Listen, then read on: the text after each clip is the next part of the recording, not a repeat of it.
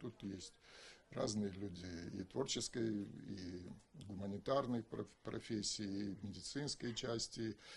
Есть просто студенты, а конкретно вот эта группа, которая сейчас здесь создалась, да, то есть она вот уже с 24 февраля практически уже собралась, провела собрание, с 25 числа уже был открыт именно волонтерский центр. С первого дня мы были ориентированы только на Сбройных сил Украины. Более того, в этот момент набирались новые батальоны территориальной обороны, и учитывая, что на первую пору ничего такого не было, что помогло человеку там обустроить даже быт и казармы, мы ориентированы были на обустройство вот, всех жилищных условий для солдат. Лично я и некоторые люди, которые здесь находятся, они с 2014 года участвуют в защите наших рубежей.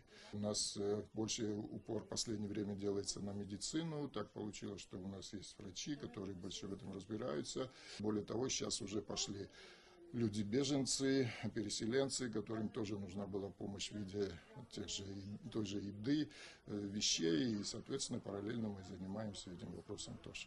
Многие люди на Западе мыслят по-другому. Они не живут каждый день под сиренами, под бомбами. И, соответственно, они думали, свой долг исполнили одноразово, и на этом все закончилось. Но усердием наших же людей, которые многие туда уехали, конечно, ну, хотя бы треть той помощи, которая была изначально, все равно собирается, высылается, да, то есть, поэтому мы не привязывались к цифрам, нам важно была помощь, да, то есть, и не привязывалась к какому-то там значимости своей персоны или важности нашей организации, мы привязывались к тому, что можем делать то, что можем, и если считать о каких-то в общих цифрах, я не знаю, несколько машин больших именно тоннажей, может, тонн 100 точно вышло и зашло с этой организации. Но если вещь, может быть, не по весу определяется, а ее значимости. Допустим, вот мы купили машину, передали машину для разведгруппы, купили какие-то другие вещи через наши волонтеры есть, которые мобилизуют своих знакомых, типа те же дроны, бинокли и так далее, которые не имеют веса, но имеют значимость. Поэтому тут не все определяется в каком-то тоннаже или весе этой значимости. Все же. Волонтерское движение, оно всегда было, просто оно обостряется в какие-то моменты, когда нужно определенное направление.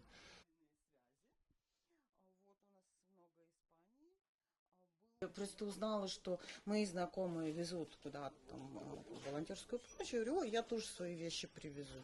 Привезла, и осталась, сказала Тамазу, можно я тут? Я свой.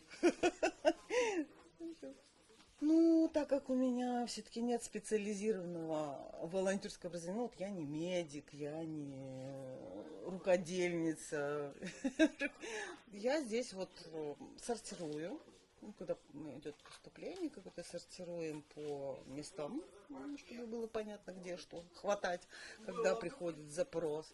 И, собственно, когда ребята приходят, нужно что-то собрать, очень быстренько в коробочке завернули и отправили. У нас водитель, который у нас собирал гуманитарку, Павел. Вот.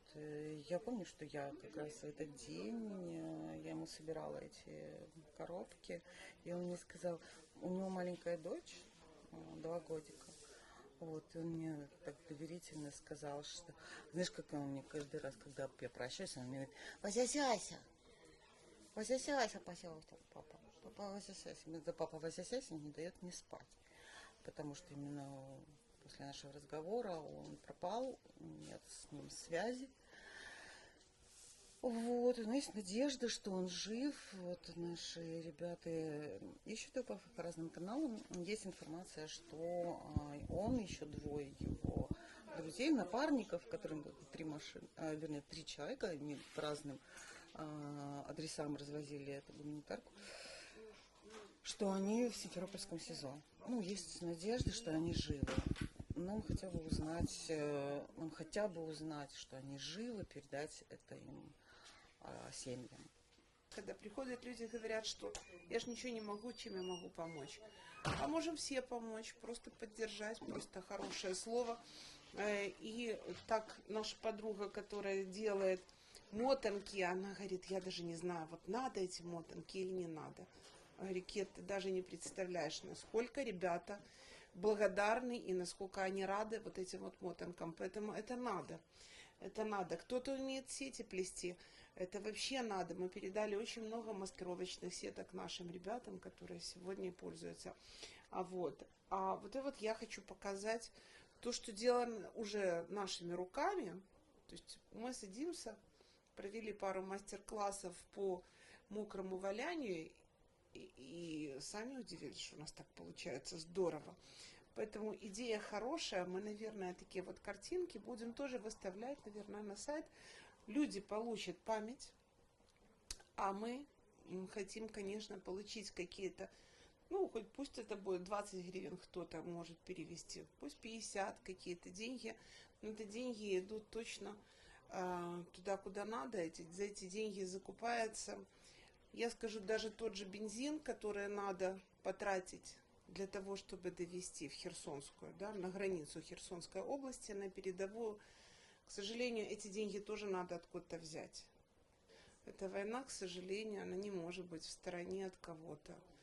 Мы все хотим победы, мы все здесь живем, это наша страна. Поэтому люди, я думаю, что должны присоединиться, кто чем может. Могут. Главное не паниковать, главное быть уверенным, спокойствие, а все будет дальше хорошо. Это кикимора, защита для наших... Парень наш. Тоже один из наших волонтеров, который очень нам помогает, с нами с первого дня войны тоже помогает нам и деньгами собирать продукты.